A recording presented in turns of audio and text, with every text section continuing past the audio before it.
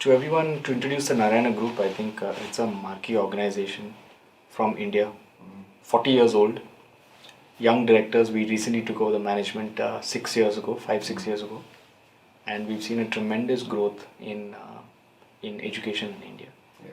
And today, the Narayana Group in classroom has 400,000 students and employees about 40,000 of them. We've seen that we have a very unique position in the country today to be able to define education policy. It's not just about churning out more and more students, but how can we play a role in nation building? Yeah. And I think private education institutions in India have a very, very important role to play in nation building. And we are in fact focused over the last 3-4 years to see how we can be involved in this process of trying to prepare our students for the challenges of tomorrow. So how do you do that? I think we have to, it's a way of changing our curriculum, and Sindhu will talk more about this, is preparing the curriculum and the students in a way that they have to have the skills that are required going forward. The world is changing very rapidly, and you know what skills were 30 years ago are not what are relevant today, and we have to also evolve as an educational institution and make sure our students are prepared for those challenges. Give an example of how you do that. Okay. Very simple example is, let's say, leadership and presentation skills. Okay. In earlier schools, you know, these were not very important. It's only the core curriculum subjects that you're tested on, and these were the important things that you know, the outside world wanted you to achieve. But today, these skills are what now are what are required in jobs, what are required in your daily life. Communication skills and absolutely public speaking or oratory skills and absolutely. And also that's a lot of focus that you put on. Yes. While we have to be careful here not to deviate from the core too much, because that then will disrupt the system. But how do we supplement it with things that are important and more relevant and bring that blend into the curriculum? Private education, unfortunately or fortunately, has to take that mantle of preparing the students for tomorrow. Which is why in the sector there are certain challenges, that are regulatory challenges, because you can change curriculum only to that extent. You have to follow the norms of the government. But unless we are able to adapt, you know, to the extent of flexibility that has been given to us, to ensure that our students are prepared over a period of time to face the challenges of the future, we'll become irrelevant, and that will be a great disservice to this nation. Okay. So what are the core values of the business? So Narayana Group goes by the motto Sramayeva Jayate.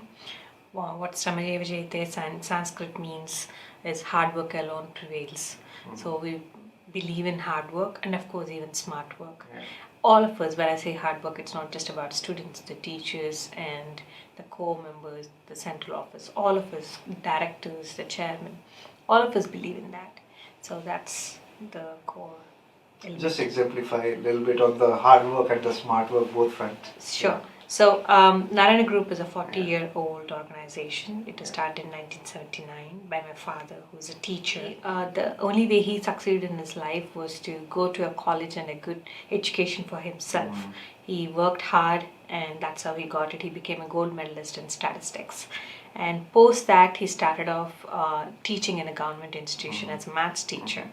And then simultaneously started taking some tuition classes to train students to get into good engineering colleges and medical colleges. So basically he was preparing them for the entrance exam. So as he went on to do that, he realized that's where he can make much more difference than teaching in a classroom in a government institution. So he went on to start a coaching institution, following that a college, and then a lot of schools, and that's how we ended up with 400,000 students now with 40,000 employees, and we are spread in more than 10 states in India right now. So all this happened only because of sheer hard work and the smart work as well. So that's what he has done by himself, is what we believe works out for most of the students who belong to middle class or below middle class in India. Your ticket out of that class and going to the next level is education. And we try to impart that quality education at the lowest cost possible, so that it's affordable and attainable through our curriculum, the Narayana curriculum. Okay, tell me something. There are too many private institutions in India, of course. And I always say this, that attributes of any brand can be copied. That Right. you put up a huge building, a 7th floor building, and an 8th floor building your competitor would put. What is the core value of the group which you think is irreplaceable? So And that makes a great brand, because today we are also Absolutely. revealing the inspirational brands. Right. Yeah. So it's yes, as you rightly said, a lot of things can be copied anywhere for in any All attributes organization. can In be any, copied, in yeah. all attributes can be copied, but change is something that is not so easily done in many organizations. So when it comes to Narayana, we don't believe in creating something in the central office and spreading it across to all the branches. Our R&D goes beyond our office. We go to the classrooms, we go to the best teachers who teach in the classrooms. We take from their everyday experience and thereby create a curriculum, and we keep constantly changing it day to day. So that day to day being ahead of the rest of our competitors in terms of changes is what makes us stay ahead. So we do, bring the local communities together and try to explain to them what is the differentiation between what we offer and the surrounding schools offer. Yeah. So it could be something as simple as the local apartment students together, Yeah. or local.